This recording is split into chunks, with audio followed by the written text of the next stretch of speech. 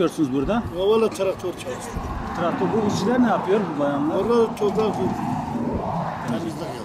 Günlük ne kadar çalışıyorlar? 25. 25 lira. Bu 25. yeşillendirme çalışmasında mı? Valla bugün ben geldim. Bunlar Daha önceden ben çalışıyor. parkta çalışıyorum.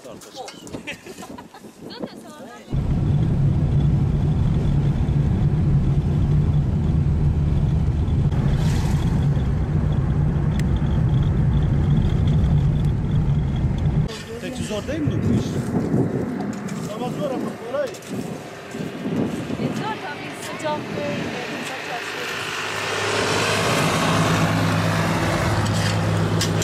Her ha.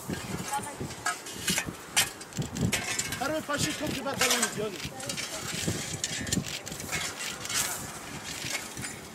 Metrikler var mı? Hayır. Ağaç tutmuş. Ağaçların etrafında. Geliyorum. Mesela kaç aydan beri çalışıyorsun? Kaç gün oldu? 9 gün oldu herhalde. 30 gün oldu. Geçen sene de geliyoruz. Ha. Geliyorsun sonradan paranızı alıyorsun. Her akşam.